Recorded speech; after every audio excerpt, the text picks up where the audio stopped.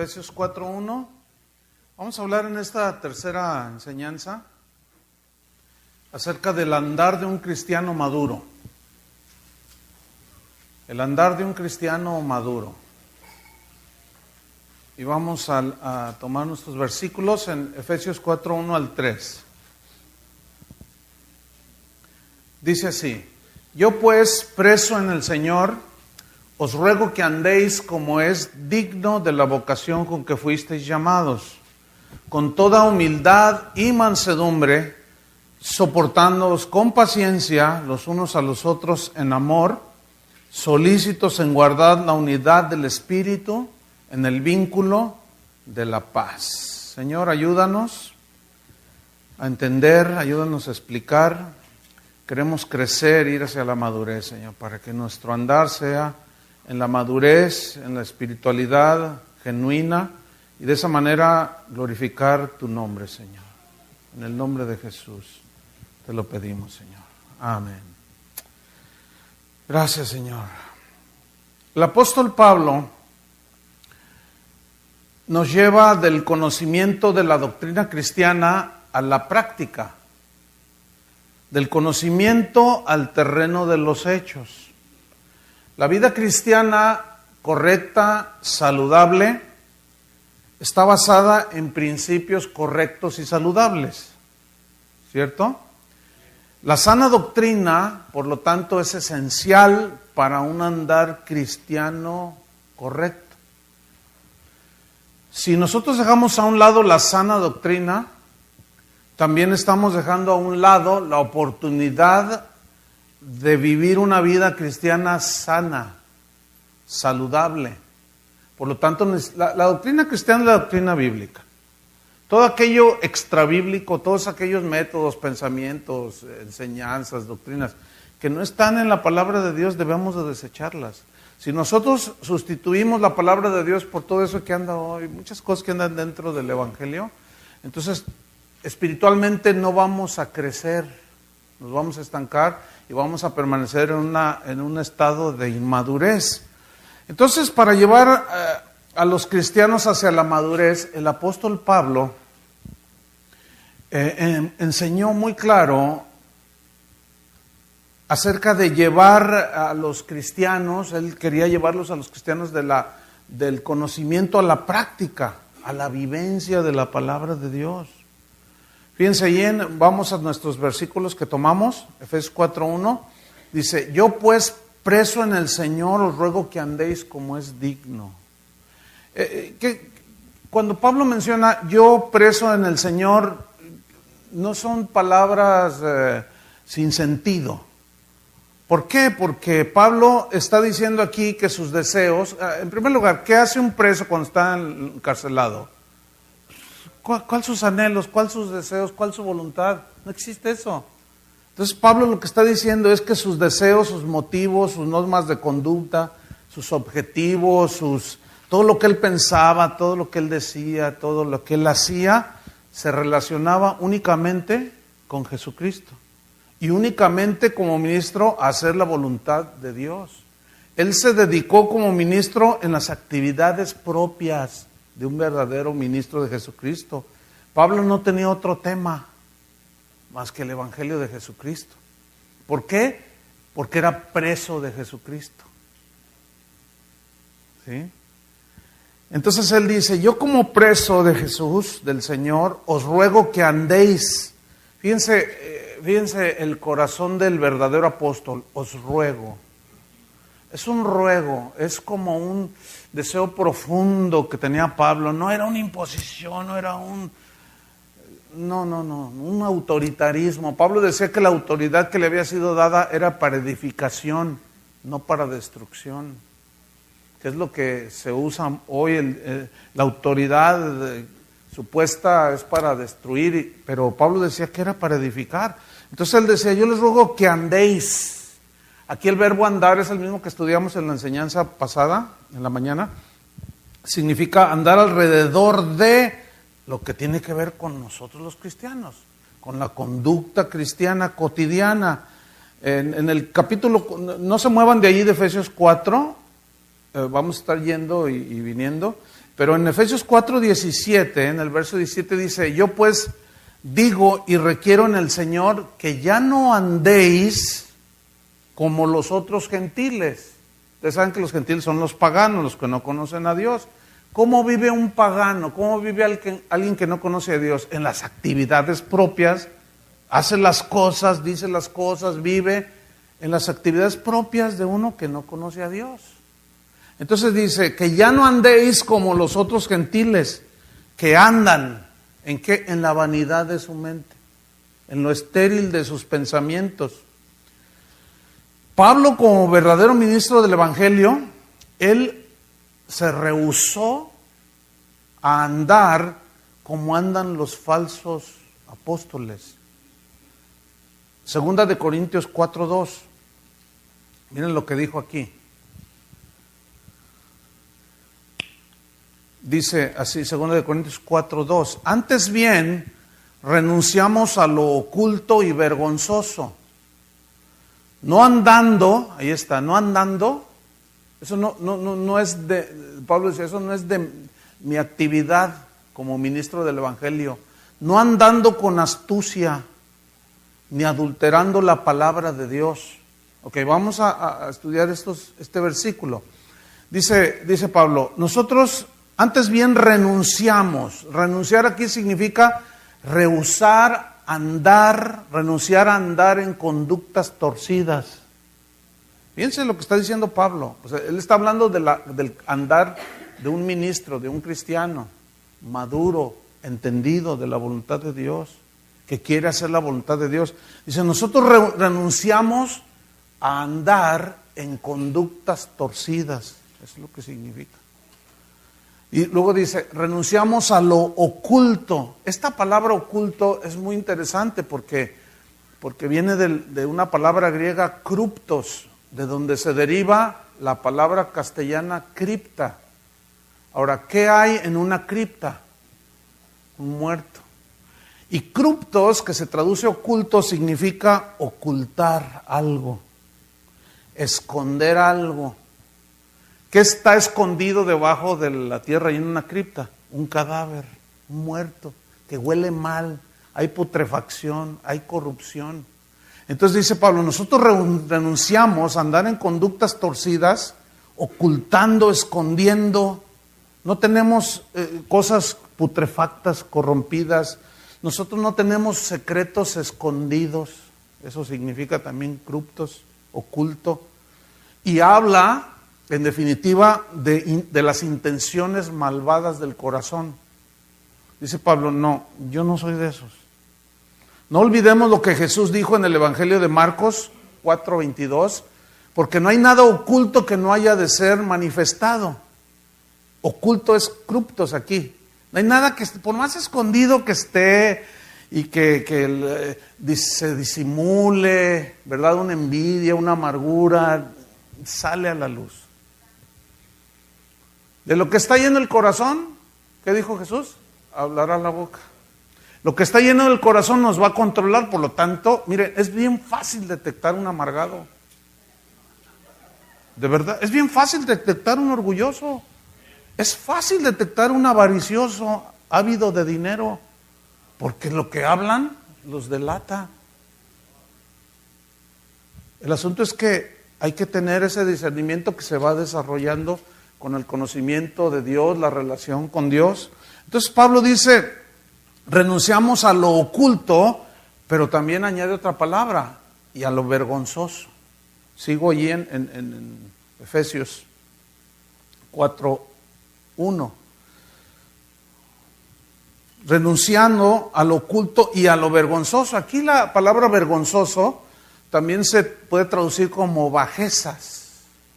¿Qué es una bajeza? Por ejemplo, una bajeza como ministro es manipular a las ovejas, manipular sus emociones, como la ancianita que les comentaba ayer, que el pastor les trujaba y esa es manipulación de las emociones para hacerlas sentirle bien, pero no le está dando nada del Señor, no le está dando nada de la palabra, del Evangelio, ¿sí? Entonces todo tipo de manipulación es una bajeza. Y luego dice, no andando con astucia. Pablo, otra vez entramos en el contexto, Pablo está hablando acerca del andar de un verdadero ministro, ¿sí? Que camina en la madurez, entendiendo la voluntad de Dios, sabiendo cuál es la voluntad de Dios y haciéndola. Y él está hablando de una conducta recta, prudente, limpia, sincera. Por eso dice, no andando con astucia. La palabra astucia significa, habla de una habilidad para hacer lo malo. Es increíble lo que ha penetrado dentro de la iglesia por ministros falsos. Y algunos que tal vez no son apóstoles falsos o falsos maestros, pero que están engañados. Porque ven que alguno lo hace por allí y piensa que así es, como se deben de hacer las cosas. Y no revisa la Biblia para ver si lo que dice está escrito. Como los de Berea, que Pablo les predicaba, y dice que escudriñaban las escrituras, a ver qué dijo esto, para ver si lo que decía Pablo era cierto.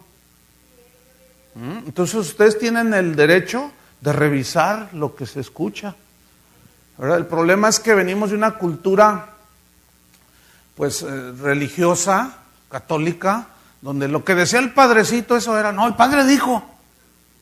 Entonces nos acercamos a una iglesia cristiana, decimos nos acercamos a Cristo, y el pastor dijo, o sea, lo mismo. Y hacemos, nada más lo trasladamos ahora al cristianismo protestante o evangélico, ¿sí?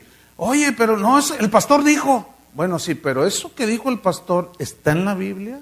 ¿Tiene fundamento bíblico? Pues Pablo dice, nosotros no andamos así. Nosotros renunciamos a lo oculto y a lo vergonzoso. No usamos de habilidad, de astucia para hacer lo malo. Una vez estaba escuchando en un canal por allí de televisión cristiana, cuestionable, a un predicador allá de México. Entonces estaba diciendo un montón de cosas. ¿Cómo es posible?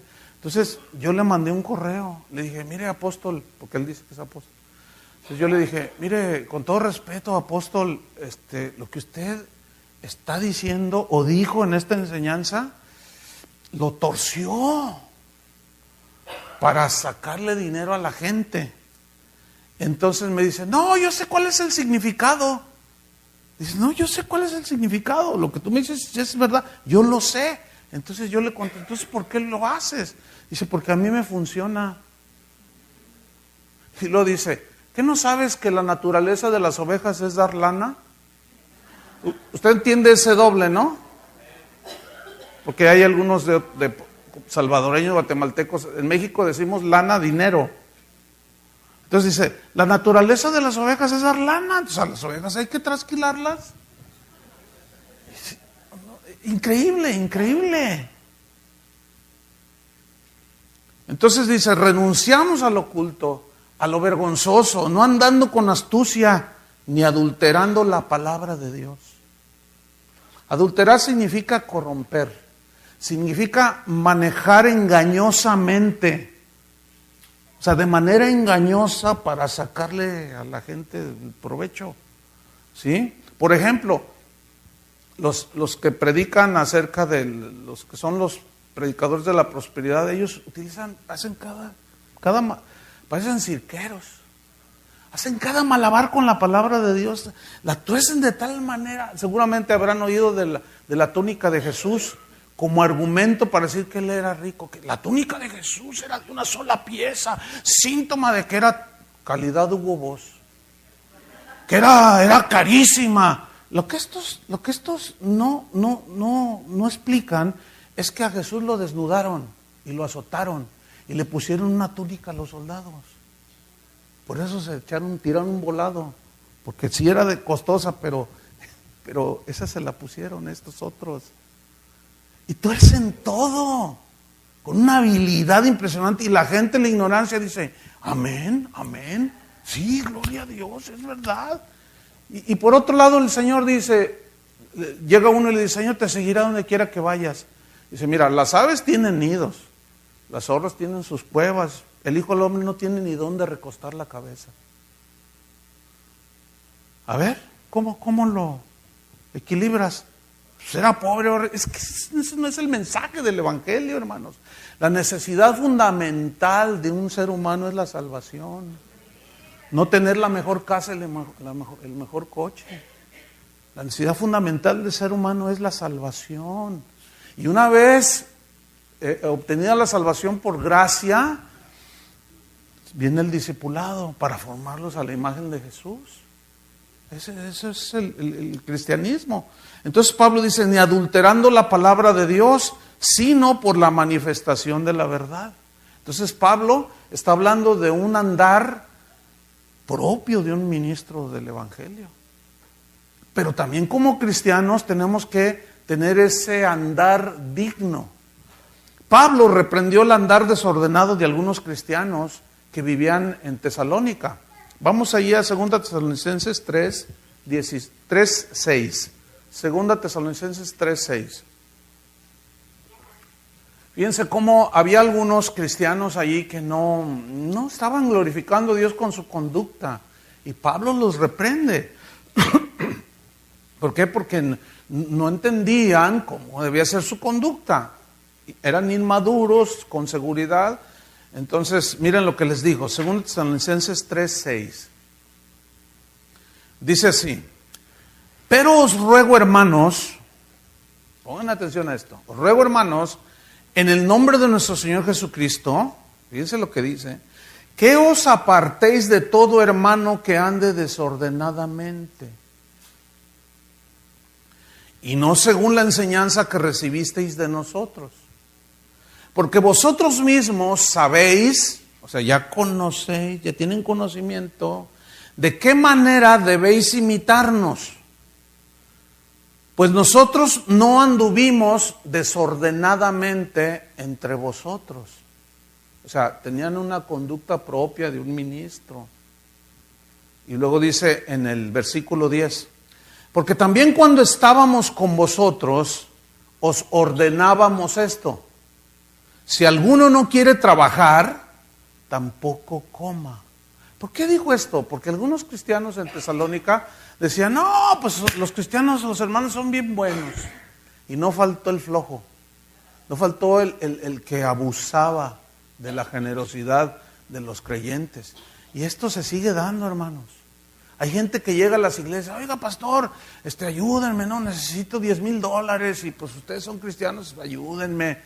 Oye, no, pero pues a ver, somos cristianos, pero no somos beneficencia pública.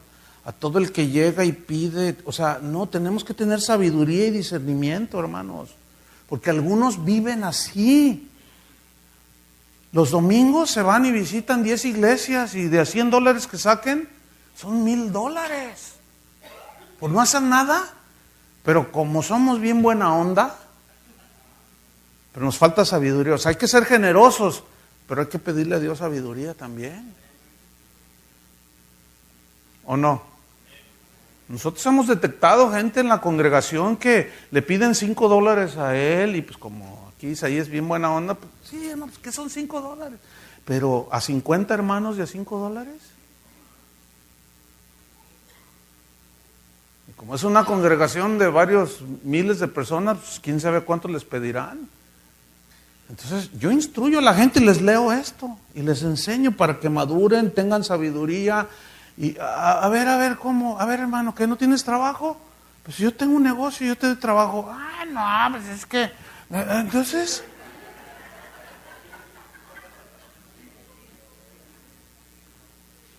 tengo hambre, ¿tienes hambre?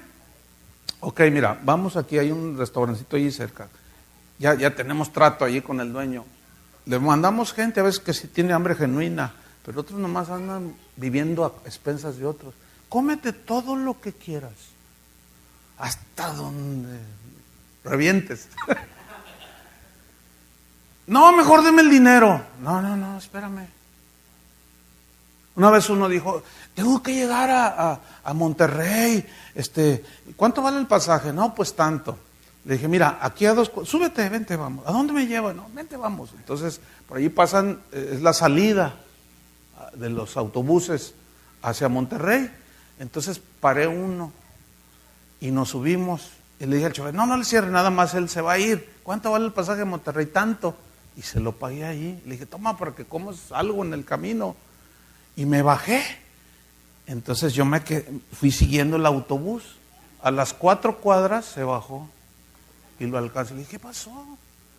Bueno, es que quién sabe qué. No. Hermanos, tenemos que ser sabios.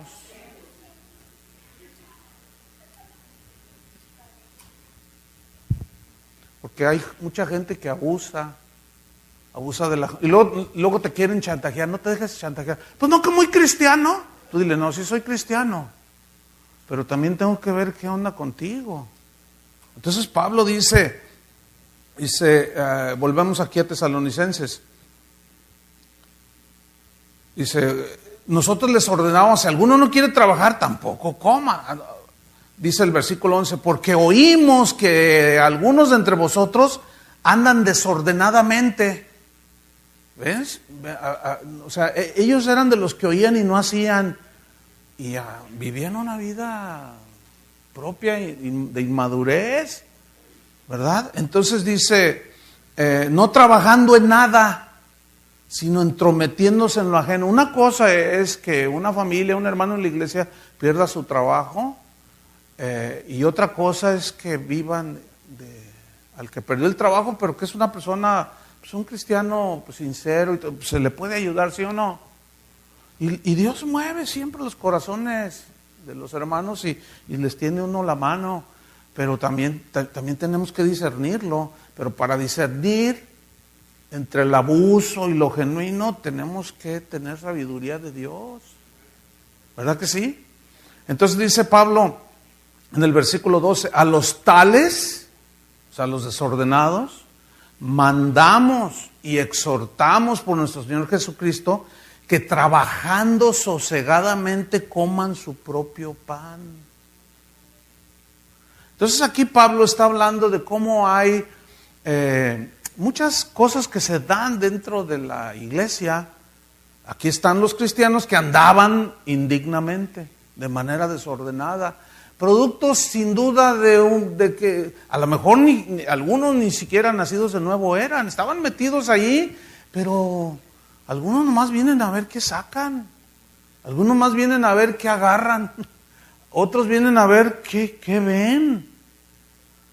Y entre todos esos, sin duda hay genuinos cristianos, pero también se meten encubiertamente falsos hermanos, ¿verdad? Entonces, los pastores tenemos que velar por el rebaño, ¿verdad? Y enseñar la palabra, porque la única manera en que un cristiano se puede defender es conociendo la palabra de Dios, ¿verdad?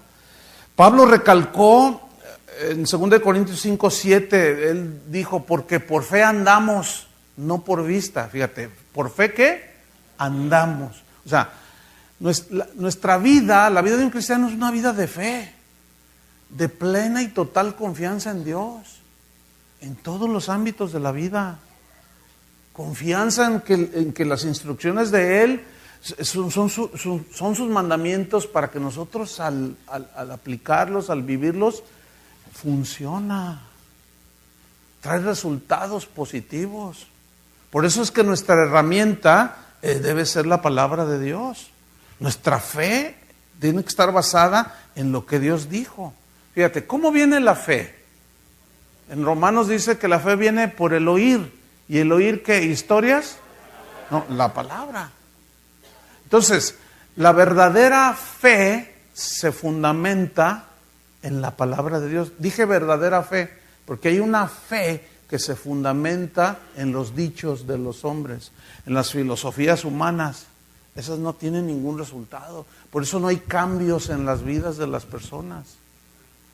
La fe que salva es la fe que está basada en lo que Dios dice, en qué consiste la salvación, que Cristo murió por nosotros. Pero ahora fíjense cómo se atrae a la gente hacia las iglesias. Vamos a hacer una campaña y venga a recibir su milagro. Así les dicen, venga a recibir su milagro. curso de finanzas, quién sabe qué, y luego les enseñan toda su doctrina y al final dicen, ¿quién quiere recibir a Cristo? Pues todos. Pero no hay arrepentimiento, no hay dolor por el pecado. Y no, pues si aceptas a Cristo te va a ir bien. Y son puros engaños hacia la gente, ¿verdad? Entonces, no, nuestra fe tiene que estar basada en la palabra de Dios. En 2 de Juan 1:4, ahí habla de, mira, dice 2 de Juan 1:4, dice, mucho me regocijé porque he hallado a algunos de tus hijos andando en la verdad. Cuando dice algunos, es que no todos andaban. Andaban algunos de tus hijos andando en la verdad conforme al mandamiento que recibimos del Padre. Entonces, cada uno de nosotros debe velar de manera personal por andar, ¿entienden? En lo que corresponde a un hijo de Dios. Si realmente hemos recibido la salvación, nuestro andar tiene que ser alrededor de las cosas que tienen que ver con lo espiritual, con la palabra de Dios, con Dios. Por eso somos cristianos. Volvamos a Efesios 4:1. Yo pues, preso en el Señor, os ruego que andéis como es digno de la vocación con que fuisteis llamados. Aquí la palabra que resalta, o que yo quiero resaltar, es la frase andar como es digno, como es digno. Ahora, la palabra digno aquí es muy interesante. Viene del griego axios, y axios literalmente significa peso, pero alude a una balanza, ¿sí? Donde pesaban el trigo o el maíz o algún grano. Todos conocemos una balanza, ¿no? Aquí tenemos una mole de hierro de no sé qué, 5 libras, ¿verdad? Entonces lo ponemos en la balanza. ¿Y cómo se hace la balanza? Así, ¿cierto?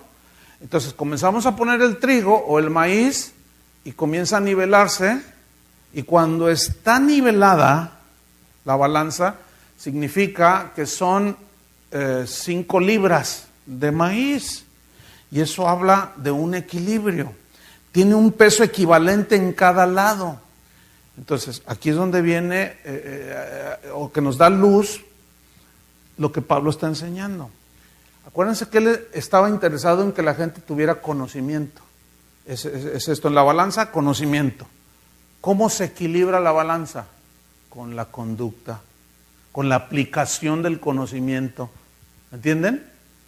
Hay quien tiene mucho conocimiento, pero no tiene carácter, no tiene formación, entonces está todo desequilibrado, y es soberbio, orgulloso, y siempre anda presumiendo, y que yo predico en las mejores iglesias, que a mí me invitan allá, y a mí me quieren hacer pastor del apóstol quién sabe quién, pero yo no quise. Y siempre andan presumiendo, Y yo estudié esto, y yo lo otro, y siempre están, y sí, tienen un montón de conocimiento, pero no tienen el otro lado. Como no lo aplican, no lo viven, está desequilibrado. Ahora, hay quien quiere vivir la vida cristiana, bien genuina, pero también está así. ¿Por qué? Porque no tiene conocimiento. Y no saben qué es lo que le agrada a Dios. Y ahí es donde entra, hasta sería para una serie completa, ¿no? Entra todas las obras del hombre, entra el legalismo, entran las ideas humanas. Hoy para agradar a Dios hay que, sería un sinfín de ejemplos que podríamos poner, ¿no? Desde hacer buenas obras hasta cierto tipo de vestimenta y en fin. Entonces, no podemos tener una conducta equilibrada si no hay un conocimiento, y tampoco podemos tener un conocimiento solamente sin una conducta. Tiene que haber un balance, un equilibrio. Por eso dice Pablo, yo les ruego que andéis como es digno de la vocación con que fuisteis. Ahorita hablamos de esa vocación. Entonces Pablo está hablando pues de ese equilibrio, que es lo que el apóstol Santiago hace en el capítulo 1, versículo 21. Dice, por lo cual desechando toda inmundicia y abundancia de malicia, porque la inmundicia y la malicia ya no tienen nada que ver con nosotros. ¿Sí o no? Ya no tiene que ver nada con nosotros. Nosotros no tenemos que andar ahí con malicia, haciendo cosas para... No, ¿qué es eso? Odiándonos, aborreciéndonos, amargados unos contra otros. Yo sé que los que están sentados de este lado están aquí porque no se llevan con los de acá. Y los de acá son bien buena onda, ¿verdad? Sí. Fíjate, entonces dice, desechando toda inmundicia y abundancia de malicia, estoy en Santiago 1:22, recibid con mansedumbre la palabra implantada, la cual puede salvar vuestras almas, y lo dice en el 22, pero sed hacedores de la palabra. Ahí está el mismo principio. O sea, escuchen conocimiento, pero luego háganlo. ¿Ven? Ese es el gran problema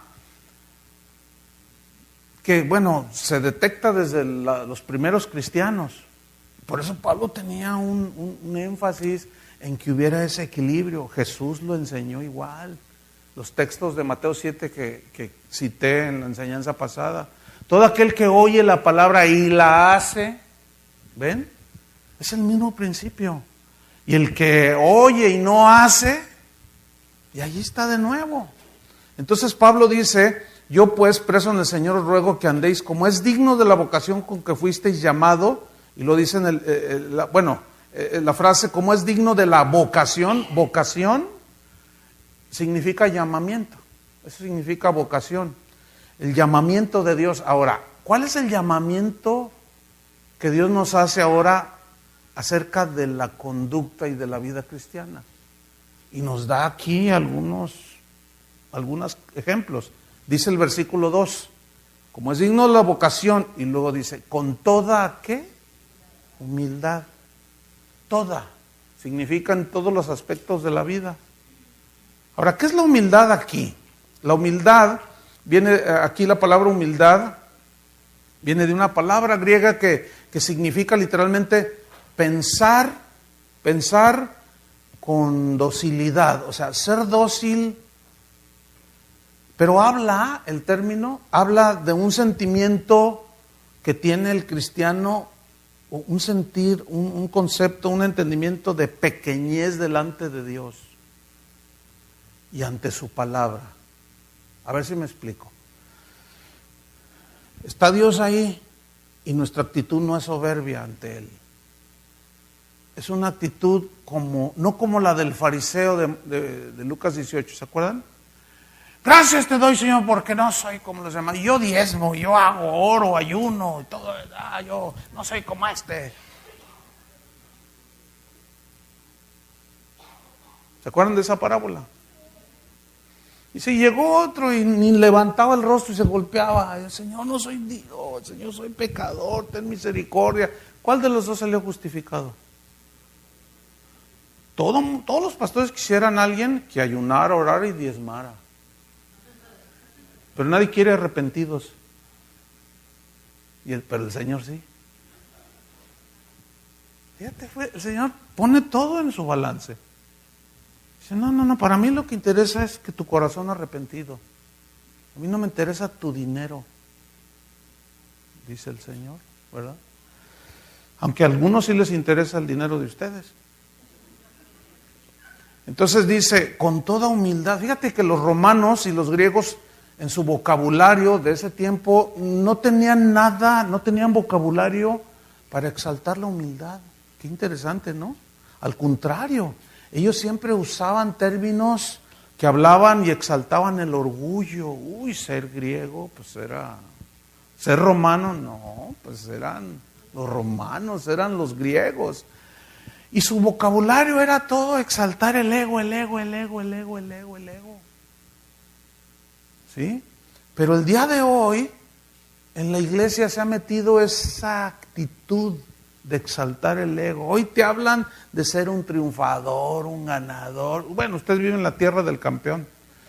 No te conformes con lo que eres, no te conformes con lo que tienes, tú puedes. Y entonces tú oyes todo eso, yo puedo, Demuéstrales, yo les demostraré. No vive próspero, triunfador, y ahí están todos. Se la creen. Y luego se paran delante de Dios, no con actitud humilde ni sumisa ante Él ni ante su palabra. Cuando Pablo dice con toda humildad, es una actitud dócil y así recogida ante Él y ante su palabra. Como dice Habacuc, oí tu palabra y temí. Que cuando leamos la palabra de Dios tengamos temor. Es que ahí dice, es que Él dijo. Cuando dice, así dice el Señor, o así dijo Jehová, tenemos que temblar. Pero vean el orgullo que nos cargamos. No, bueno, así dice, pero yo pienso que deberíamos de hacerle así. Predicadores que en el púlpito ya no lo disimulan. Una vez uno que pues era mi amigo, ya no es, no sé por qué. Pero dijo aquí, dijo algo. Dice, no, yo sé, no lo busquen en la Biblia. No está en la Biblia, pero lo digo yo. Oye, no, pues así le tiramos carrilla. No, pues ya, fíjate, no fue media broma, no fue media broma, porque en realidad estás haciendo lo que te da tu gana. Bueno, no recibió la exhortación, se la hicimos con humildad. Oye, no, es que mira, ¿cómo tú dices eso? Eso es una ofensa a Dios, no lo busquen, no está, pero lo digo yo, estás diciendo que tu palabra, lo que estás diciendo vale más que lo que dice el Señor. Y los que están abajo, amén. ¿Cómo amén? Entonces, vean cómo se está exaltando el ego. Eso no es propio de un cristiano. ¿O sí? Eso no es andar con humildad. Eso demuestra únicamente la inmadurez total, o aún peor, el no haber nacido de nuevo. Pero están metidos en las iglesias.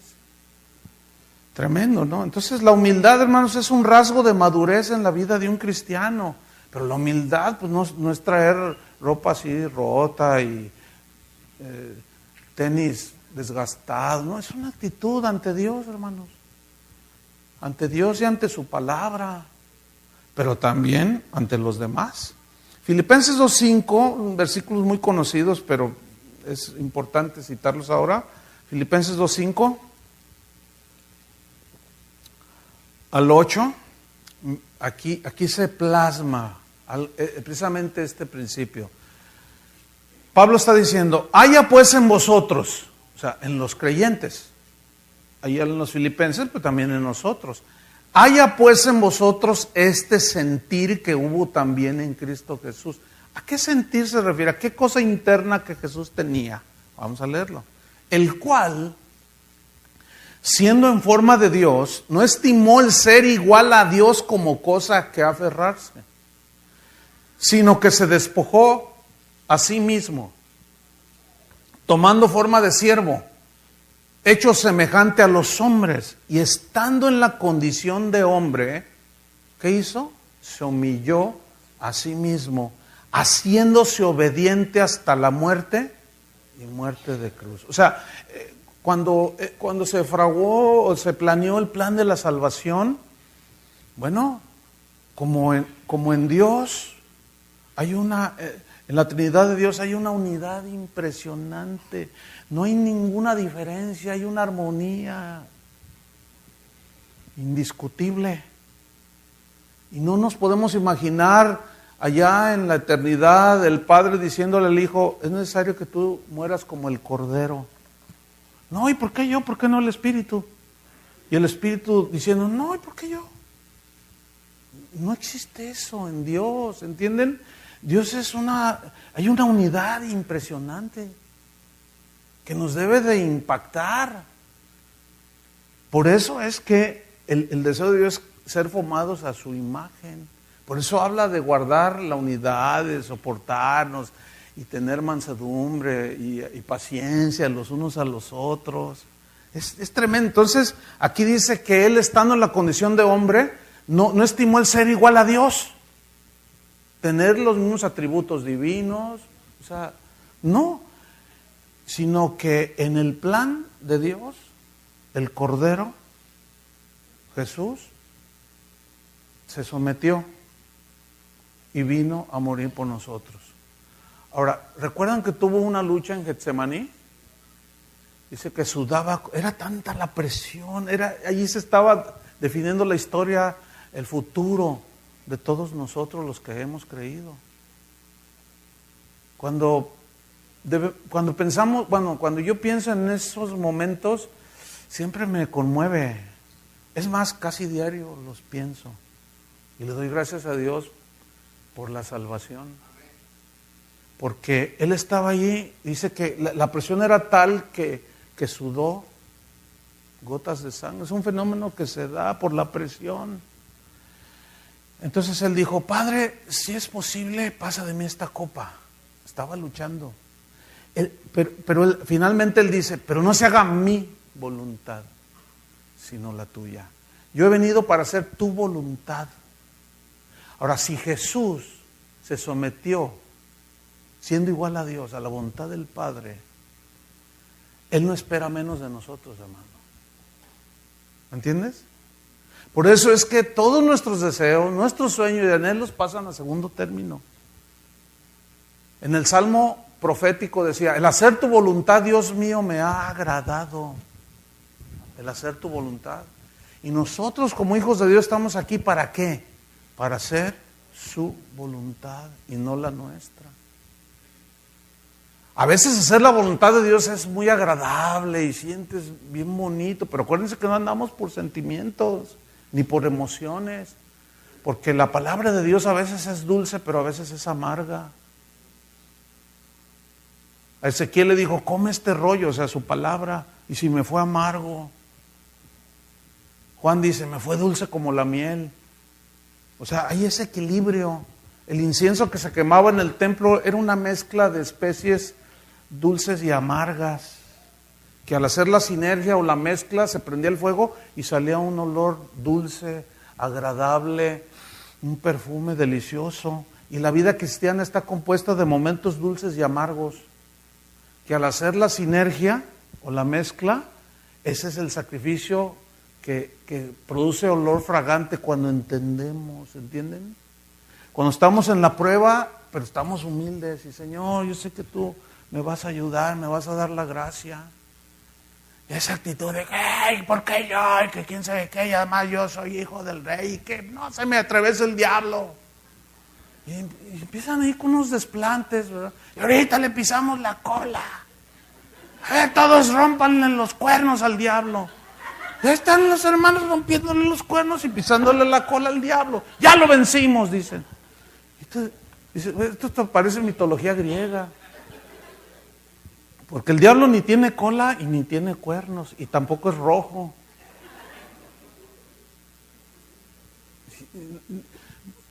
A Pablo le decía a Timoteo, olvídate de eso, aléjate de las fábulas y de los mitos. No, la iglesia está llena de fábulas y de mitos que... Entonces Jesús tenía esa actitud y dice Pablo, haya en vosotros el mismo sentir. O sea, sometimiento a Dios. Eso significa andar con toda humildad. Pedro lo entendió y lo enseñó también en 1 Pedro 5:5. Él está instruyendo, fíjate, y dice, igualmente jóvenes, 1 Pedro 5:5, igualmente jóvenes, estad sujetos a los ancianos y todos sumisos unos a otros. Ese sería un tema a tratar con más amplitud, pero tenemos que avanzar. Luego dice, revestíos de humildad. O sea, para recibir la exhortación de alguien, tenemos que tener una actitud humilde, ¿no? Para aceptar nuestros errores, tenemos que tener una actitud humilde, ¿sí o no? Para recibir una enseñanza de alguien, tenemos que tener una actitud humilde. Entonces dice, revestidos de humildad, porque Dios resiste a los soberbios y le da gracia a los humildes. Gracia es el favor. es la capacidad para enfrentar las pruebas de la vida. Es como cuando le dijo a Pablo, bástate mi gracia. O sea, mi gracia te va a ayudar a aguantar la prueba. Pero él tenía un espíritu humilde. He rogado 3 veces que lo quite de mí, pero me dijo, bástate mi gracia. Pues me basta su gracia. Y entendí que cuando soy débil y no confío en mí, entonces soy fuerte.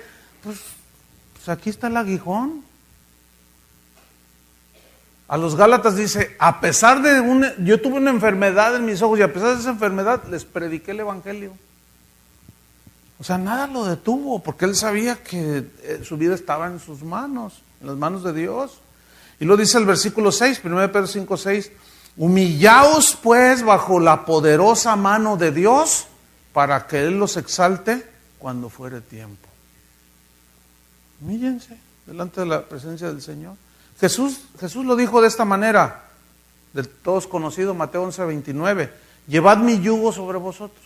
¿Qué es un yugo? Es lo que llevaban los animales de las yuntas aquí. Llevad mi yugo sobre vosotros y aprended de mí. Él es el máximo ejemplo. Aprended de mí que soy manso y humilde de corazón. Mira esto, aprendan de mí que soy manso. ¿Manso cómo? O sea, ¿en relación con qué? Con la voluntad de Dios. Y humilde de corazón. ¿En relación con qué? Con lo que el Padre le había dicho que hiciera por nosotros. Aprendan de mí que soy manso y humilde y hallaréis descanso para vuestras almas. Si algo busca la gente en este mundo es paz y descanso.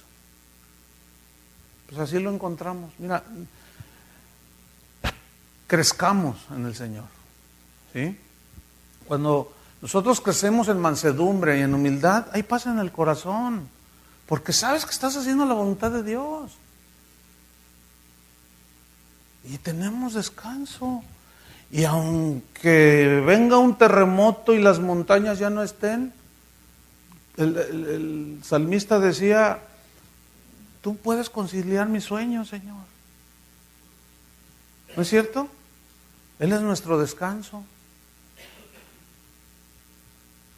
Entonces Cristo fue humilde y obediente a la voluntad del Padre, al plan de la salvación, se sometió. Entonces la humildad no tiene nada que ver con la pobreza material, sino con la condición interna del corazón. ¿Cómo le hacen los jugadores cuando meten un gol? Así el corazón, háganle todo eso. ¿Cómo le hacen? No, yo no puedo. ¿No han visto? Así como que le dicen a su esposa, a ver, te dedico el gol, y le hacen el corazón. ¿Quién sabe cómo le dicen? No puedo.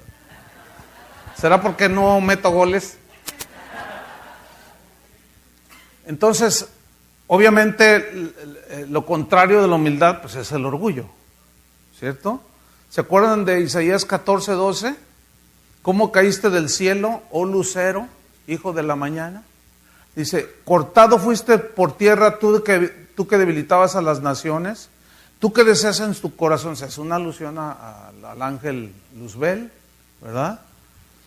Tú que deseas en tu corazón, noten esto, tú que deseas que a ti mismo, en tu corazón. ¿Qué decía el fariseo? Dice, oraba consigo mismo. O sea, a ti mismo. Cuando tú, fíjate, a veces está ese asunto. Ah, mira, Dios me está usando porque pues yo no fui tan malo, que párale ahí. No, Dios me está usando porque yo oro más que aquel. Cálmate, fariseo. Dios me usa con mucha unción y poder porque yo ayuno. Dios me bendijo, me dio esta casa porque yo sí di. No, porque entonces ya nos estamos jactando de lo que hacemos. Y todo es por gracia. Pablo decía, yo soy lo que soy. Yo he trabajado más que todos vosotros, pero no yo, sino la gracia de Dios conmigo. Todo lo recibimos por gracia. ¿Qué decía el grande mandamiento? ¿Amarás al Señor tu Dios? Porque luego decimos, no, es que yo soy bien inteligente, es que yo estudié en Harvard, es que yo soy bien, no, soy bien picudo, no, yo soy bien inteligente, no, yo me las gasto bien, es que yo estudié acá, leí allá. Y empezamos a decir que nosotros, bueno, pero si analizamos y ponemos el equilibrio, ¿qué dice el grande mandamiento? ¿Amarás al Señor tu Dios con qué? ¿Con toda tu mente? Ahí están tus pensamientos. ¿Quién te dio la mente y la capacidad de pensar? Dios. Con todas tus fuerzas. ¿Quién te dio las fuerzas? Con todo tu ser. ¿Quién te dio? Dios. Entonces todo es de Dios. Y las gracias sean dadas a Dios. Y el reconocimiento y la gloria es ¿para quién? Para Dios. Como un pastor hace no mucho allá en México dijo, les estaba regañando a su gente allí porque no daban. Dice, no, ya me voy porque ustedes son mezquinos, dice, y si me voy Dios se va conmigo. Y yo les dije, ay, sí, y todos se pusieron, ay, no se vaya, váyase, porque usted no tiene a Dios. Y deje que venga uno que tenga a Dios y pastorear las ovejas de Dios.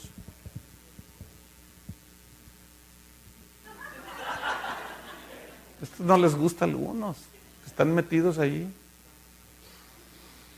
asalariados. Pero Satanás decía en su corazón, ¿qué decía? Subiré al cielo, en lo alto. ¿Cómo le suena esto? Suena como el evangelio de hoy, ¿a poco no? A lo alto, junto a las estrellas de Dios, allá arriba, las luminarias, todo lo que sea. Levantaré mi trono. Y en el monte del testimonio me sentaré, sobre las alturas de las nubes subiré y seré semejante al Altísimo.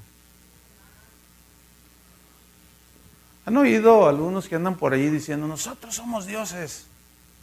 ¿Sí los han oído? Nosotros gobernamos esta tierra, nosotros reinamos en esta tierra y vamos a establecer el reino de Dios aquí en esta tierra. Nada más espérense unos años a ver si lo pudieron lograr. Es una falsa doctrina, hermano. Nosotros no somos dioses. Es una pésima interpretación de los textos. No tengo ahorita tiempo para explicarlo. Los dioses no necesitan salvación. Los dioses salvan. Entonces no somos dioses. Pero su lógica es esta. Fíjense la lógica que usan. Bien humana. Dicen, a ver, cuando se ayunta un macho león con una leona, ¿qué nace? Un leoncito. Una jirafa, macho con una jirafa hembra, una jirafita. Un elefante, macho con... todo conforme a su naturaleza. A nosotros, ¿quién nos engendró? Dios. ¿Qué somos? Y todos, dioses.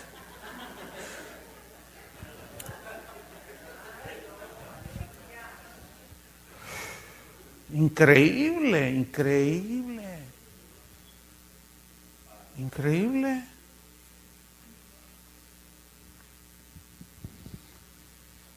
Pues todo ese evangelio que produce soberbia, hermanos. Autosuficiencia. Yo declaro, yo decreto. A ver, espérame. Y Dios, no, yo declaro porque yo tengo la autoridad. Y yo establezco. Y yo declaro, y yo ordeno. ¿Y dónde está Dios ahí? Es que Dios me dio la autoridad. O sea, en otras palabras, yo estoy ahora en lugar de Dios. Lo que yo digo se hace. Fíjate nomás. Y todo es producto de esa doctrina. Pero se palpa inmediatamente la soberbia y el orgullo. ¿Sí o no? Y luego los ignorantes hermanos que están ahí sentados creen que así es. Y quieren ser ministros y los reproducen. Y los hacen 2 veces más hijos del infierno que esos. No, el asunto es complicado, hermanos. ¿Por qué? Porque nos alejamos de la palabra de Dios. Y nos vamos por otras cosas. Por eso Jesús les dijo a sus discípulos, bienaventurados los pobres en espíritu, porque de ellos es el reino de los cielos. ¿Qué son los pobres en el espíritu? Los que reconocen su necesidad de Dios, su insuficiencia. Oye, Chuy, ¿tú te pones nervioso cuando predicas? Me pongo nervioso. El día que confíe en lo que yo sé o estudies, hasta allí llegué.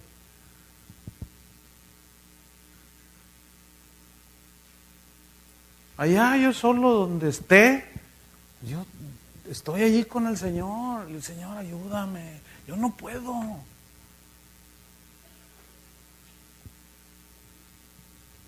Pero ¿qué es lo que nos lleva a ese punto? Pues el reconocerlo a Él y la palabra. ¿Entienden? Y cuando el Señor dice ve, pues ve.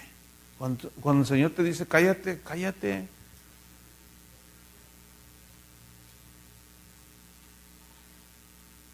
Estamos aquí para hacer la voluntad de Él.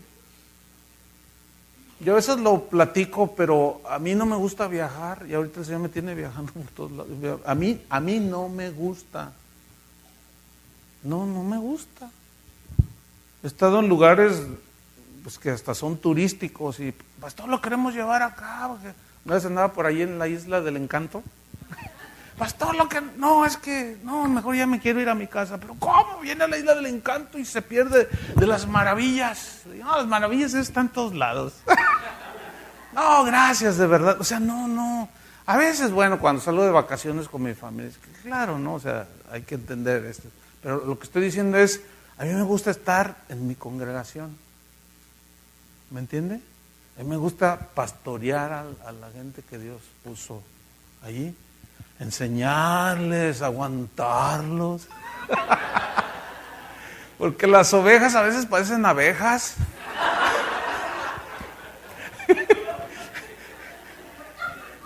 Que es donde entran muchas cosas que tienen que ver con el ministerio, ¿no? No, de veras, como aquel hombre que iba en el campo y pues miraba así la naturaleza muy bonita y pues las abejitas producen miel, ¿no es cierto? Son pues insectos benéficos. ¿A quién no le gusta la miel? Entonces, bueno, el hombre gustoso de la miel, como cualquiera, iba caminando en el campo y vio una abejita que iba volando y se paró así como en un charquito de agua, pero algo pasó y se empezó a ahogar. Entonces, pues la miró y dijo, no, pues voy a ayudarla de una manera natural. Entonces, metió la mano así en el charquito para sacarla y le picó. O sea, la abeja no entendía que el hombre la quería ayudar. Y a veces así son ustedes.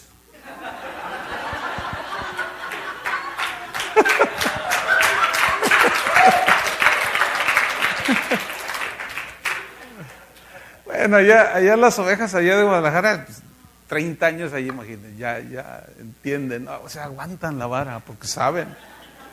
Pero muchos no, aún así, hay algunos que no. Uno los quiere ayudar y te pican. Entonces uno tiene que aguantar el...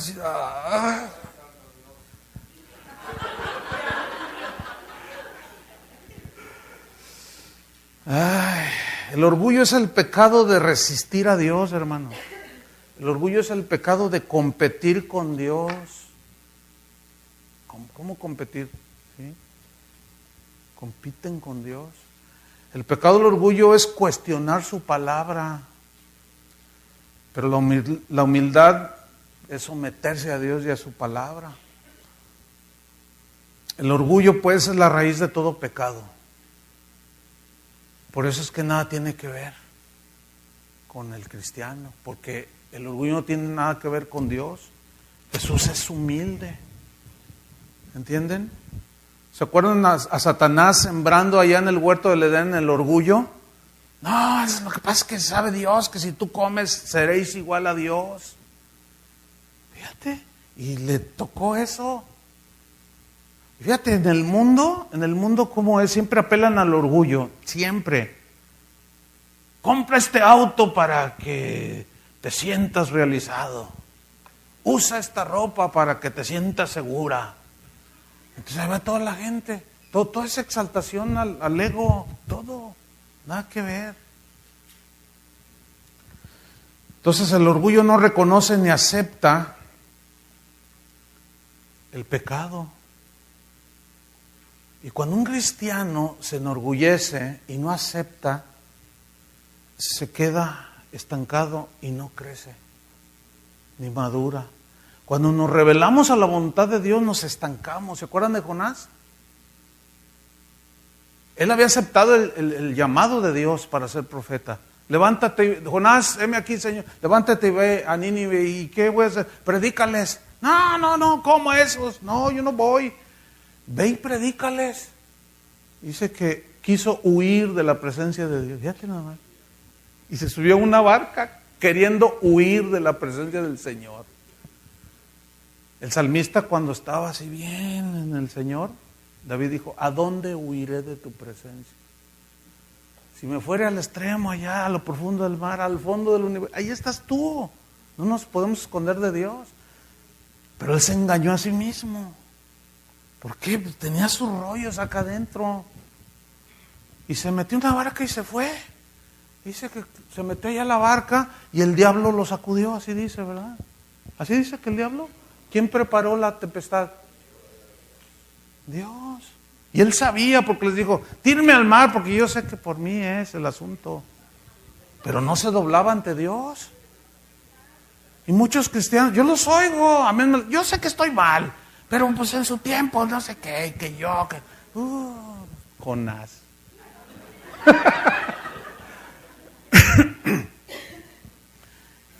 Y estos no le creyeron, ¿cómo le vamos a echar al mar? Pero cuando ya la cosa se puso peor, dijeron: no, pues por si las dudas, y lo tiraron, y se aquietó, ¿se acuerdan? Y lo dice: pero Jehová tenía preparado un gran pez que tragase a Jonás. ¿Quién preparó el pez? ¿Qué diría un cristiano de hoy? Que fue el diablo. Todavía no conocen al Dios soberano. Todavía no conocen al que hace las cosas como Él quiere. Todavía no conocen al que no le pide consejo a nadie, ni parecer. Y le atribuyen al otro todo. Porque la razón es orgullo, pero cuando él recapacita y finalmente se dobla, dice: cumpliré mis votos, yo le prometí al Señor, y se humilla, y el Señor ordena al pez que vomite a Jonás, y sale ahí Jonás. ¡Ay, Señor! Y Jonás, séme aquí en lo que tú digas. Ve, levántate, ve a Nínive. Levántate y ve a Nínive. ¿Sabe? Fíjate, es que aquí está la enseñanza. El orgullo nos estanca, no nos permite crecer ni madurar. Tú puedes durar 1 año, 2, 5 años, pero fue tiempo perdido. ¿Por qué? Porque cuando ya te humilles, que es finalmente lo importante, pero ¿qué con ese año, esos 2 años, 3, 4, 5? Dios te va a regresar a donde te quedaste. Así como a Jonás. ¿Lo entendieron? ¿Quién no ha vivido una cosa así? Pero el corazón humilde reconoce. David tardó 1 año en arrepentirse después de su adulterio. 1 año, según los estudiosos. Hasta que llegó aquel profeta y le contó la historia de la abejita aquella del Señor, que tenía muchas y que le quitó la... Entonces ahí surge el David justo. No, es injusto eso. Él quiso que muera. Eres tú, me dice. Y en eso, Salmo 51, y se arrepiente. Pero tardó 1 año. Y las consecuencias tuvo que enfrentarlas. Dios perdona nuestros pecados, pero las consecuencias tenemos que enfrentarlas. Por eso es mejor humillarse y no resistir. Bueno, hasta ahorita yo nunca le he ganado una a Dios. ¿Algunos de ustedes sí? Nunca me he salido con la mía. Hay algunos que piensan que se van a salir con la suya. Y no, se están engañando. Entonces la humildad permite vernos tal y como somos. Por eso Pablo, mira, cuando les dice con toda humildad, bueno, los cristianos de aquel tiempo estaban más entendidos y tenían un contexto, un conocimiento del Antiguo Testamento, y inmediatamente, es como ahora, ¿no? Somos cristianos y escuchamos la palabra, sabemos. A mí me gusta escuchar predicadores. Yo puedo decir, yo entiendo algunas cosas, pero no lo sé todo. Y cuando estoy oyendo la palabra de boca de otros, ay, el Señor me confronta el Señor me habla y, ay, ¿por qué? Porque ese es el poder de la palabra, ¿entienden? Y nosotros vivimos, es nuestro alimento, la palabra de Dios. Entonces la humildad permite vernos tal y como somos. ¿Se acuerdan de Isaías? Dice en el capítulo 6, cuando murió el rey Usías, vi yo al Señor sentado sobre un trono alto y sublime. O sea, tuvo una visión tremenda de la gloria de Dios. Dice que había serafines que tenían alas y volaban y cubrían sus rostros con sus alas y daban voces y decían, santo, santo, y aquello era maravilloso. Y todo temblaba, dice, se estremecía. Entonces dije, ay de mí que soy muerto, porque siendo hombre inmundo de labios y habitando en medio de pueblo que tiene labios inmundos, han visto mis ojos al Rey, Jehová de los ejércitos. ¿Qué está diciendo Isaías ahí? Mi verdadera condición la pude ver cuando vi la gloria de Dios. Cuando realmente tenemos conciencia de la presencia de Dios, la verdad es que nuestra vida se transforma. ¿Por qué? Porque tenemos conciencia de que Él está allí mirándonos, está a nuestro lado, está dentro de nosotros. Ay, respiren hondo. Nomás no se duerman.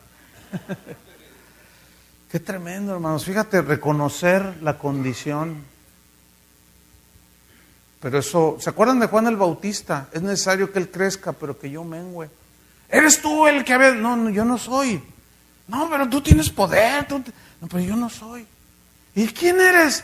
Pues solamente soy uno que proclama. Soy una voz en el desierto que proclama. Yo estoy preparando la venida del Señor.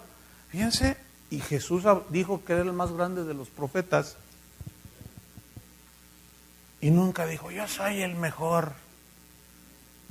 No, hombre, ahora unos a otros se lisonjean. Y ahí está el apóstol lisonjeando al otro apóstol. Y le dice, tú eres el apóstol de la ciudad. Y el otro se la cree. Y luego ese mismo va a otra ciudad y le dice lo mismo. Y ahí están todos creídos. Al rato están todos peleados. ¿Por qué? Porque todos se creen los salvadores de Houston, o de Guadalajara, o de México. Y pura soberbia, hermanos. Pura soberbia. Sin embargo, Juan decía, es necesario que Él crezca, Él, y yo, ¿qué? Mengüe. El que de arriba viene es sobre todos. El que es de la tierra es terrenal, o sea, yo soy terrenal, y cosas terrenales habla. El que viene del cielo, o sea, refiriéndose a Jesús, es sobre todos. Pues allí se ve, en realidad, la grandeza en la humildad de un verdadero ministro de Dios, Juan el Bautista. Y no traía Hugo Boss, ni traía el camello del año, ni comía chapulines. Bueno, vámonos sobre el final. Volvamos a Efesios. Con toda humildad y, ¿qué dice? Mansedumbre. Digan todos mansedumbre. Fíjate, todo esto tiene que ver con el carácter, ¿sí o no? Con la formación, o sea que vas creciendo hacia la madurez. Con toda humildad y mansedumbre. Aquí la palabra que se traduce por mansedumbre es una palabra que en el griego es protes o protes y significa, o se traduce espíritu controlado. Fíjate, es bien interesante, mansedumbre, espíritu controlado. Este término, protes, que Pablo usa para hablar de la mansedumbre, es un término que se usaba para referirse a los animales domesticados, a los animales entrenados, como por ejemplo los caballos salvajes. Los caballos salvajes eran domesticados. ¿Cómo los domestican a los caballos salvajes? Pues primero los apresan y luego los jinetes entendidos, adiestrados, se montan en él. Y comienza el trabajo, ¿sí? Y por naturaleza el caballo salvaje, pues brinca. Hay una historia que nos contó hace muchos años, un maestro de la escuela bíblica, se las voy a contar. Tal vez lo han oído, pero viene al caso ahora. Había en la pradera por allí dos caballos, una manada de caballos salvajes, pero el líder se llamaba Pancho. Bueno, estamos alegorizando también, ¿no? Y había otro ahí que los secundaba y los seguía, y se llamaba Pepe. Espero no haya ningún Pepe aquí, o algún Pancho. Bueno, está bien. Entonces, bueno, cuenta esta historia que ellos pues vivían en la pradera, hacían lo que querían, iban a donde querían, corrían a donde les daba la gana, se dormían donde querían, todos eran libres. Pero cerca de allí había un rey que tenía una carroza muy bonita, pero era tirada por caballos. Y de cuando en cuando los súbditos del rey iban a apresar caballos para domesticarlos y arrastrar la carreta del rey. Y cuenta esta historieta que el Pancho miró el polvo a lo lejos y dijo: ahí vienen los súbditos del rey, escóndanse porque esos nos quieren atrapar, nos quieren hacer esclavos. Y el Pepe dijo: no, vamos a dejarnos, y pásale ahí todos la alerta, y ahí vienen, escóndanse todos. Entonces, y sí llegaron a apresarlos, pero no los encontraban porque estaban escondidos. Y así andaban cazándolos. Finalmente un día que cazan al Pepe, lo agarran. Entonces el Pancho, así medio ocultado en su idioma caballesco, le gritaba al Pepe: cuando se te suba el jinete, tíralo al piso, no permitas, no te doblegues, porque si tú te doblegas, te van a hacer un esclavo. Entonces el Pepe iba decidido, iba atrapado, iba lazado así, decidido a que no iba a permitir que nadie lo domara. Bueno, pues al otro día lo meten al corral y los lazan de acá y se le monta un jinete y dice: no, y por ahí estaba escondido el Pancho. Y le decía y le gritaba que no te dejes, y el otro brincaba y si el jinete se caía, y otra vez, y otra vez. Fue cediendo el Pepe y el Pancho le decía: no te dejes, no te dejes. Y se me figura como algunos cristianos, que el Señor los empieza a tratar y empieza a domarlos. Y los rebeldes: ay, sí, ¿a poco? Sí, no te creas. Ay, sí, no. Cálmate, Pancho.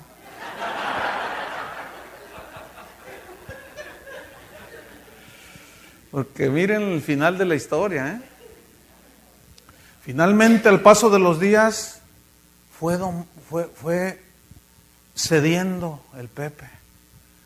Llegó el momento en que dejó de resistir y el jinete le puso un freno aquí y lo empezó a entrenar. Y le empezó a dar todas las direcciones y todo el freno a la derecha, izquierda, adelante. Y el Pepe dejó de resistir y se abandonó a la voluntad del jinete. Y el Pancho le decía: eres un cobarde, le decía de todo, pero el Pepe ya no decía nada. Y pasó el tiempo y llegó una sequía en esa región. Se puso feo y ahí andaban los caballos salvajes, los que hacen lo que les da la gana en las iglesias.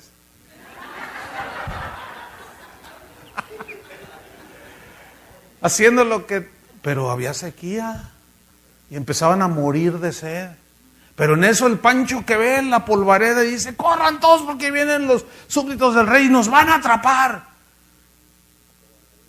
Y venía la carreta del rey. Entonces el Pancho estaba allí mirando y los demás también.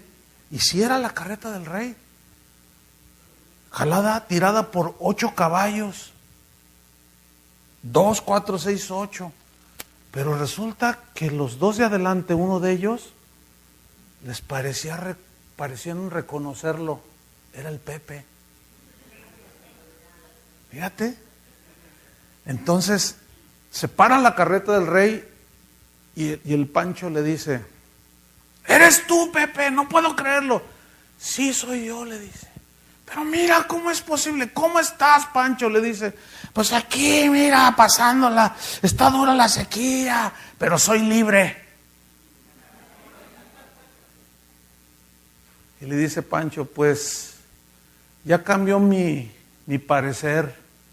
Porque yo todos los días tengo comida, tengo cuidado, tengo agua. Y ahora tengo el privilegio de jalar y de tirar la carreta del rey. Y dice el carretero, adelante. Y aquellos caballos fornidos, briosos, pero mansos. Alguien definió la mansedumbre como poder bajo control. O sea, el caballo domesticado no pierde su brío, no pierde su fuerza, pero es manso. ¿Entendieron la historia? Con toda mansedumbre. O sea, si tenemos carácter, pero tenemos todavía, está ahí en cosas, pero pues que mande el jinete, ¿no? Que mande el jinete y que él cuando nos diga a la derecha, pues a la derecha, ¿no? Cuando dice párate, pues te paras. Y tendrás el privilegio de tirar la carreta del rey. Mientras los otros ahí, rebeldes que habitan en tierras secas, se están muriendo. Humildad y mansedumbre. Entonces la mansedumbre es poder bajo control, hermanos. Porque el caballo domesticado sigue manteniendo su fortaleza, su brío, pero su voluntad está bajo el control de su dueño. Y esa es una señal de que alguien está ahora dominando.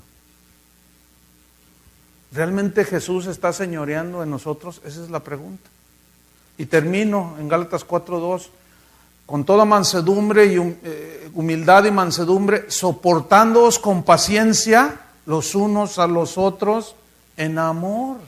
Fíjate, soportándoos con paciencia. Aquí paciencia es del griego macrotumia. Macro es de algo grande.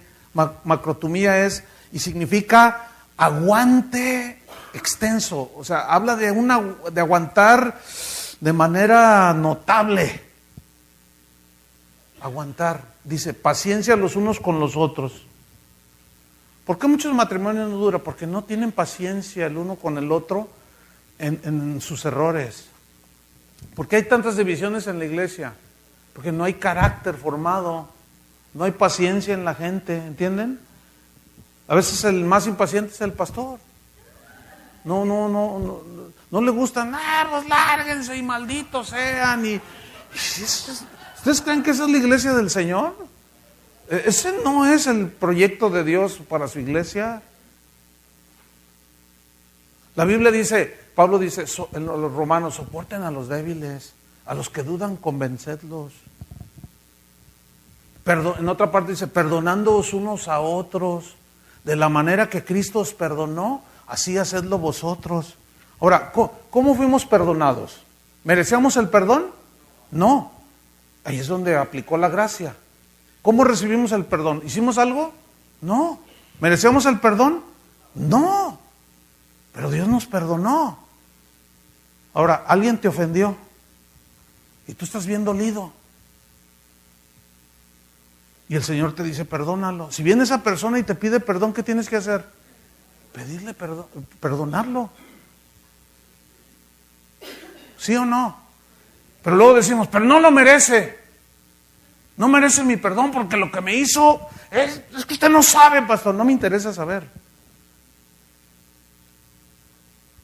Pero es que lo que me hizo este hermano, ok, ¿cómo recibiste el perdón? Por gracia. ¿Qué debes hacer tú? Perdonarlo. No lo merece. ¿Pero qué es el perdón? ¿Tú lo merecías? Por eso dice, de la manera que Cristo os perdonó, así hacedlo vosotros.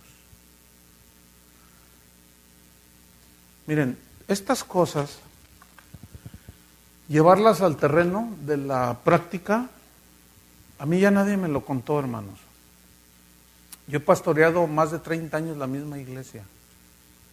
No lo digo esto para jactarme, sino para darle la gloria a Dios, de que Dios tiene razón. Y ha habido una insistencia por muchos años en el Evangelio.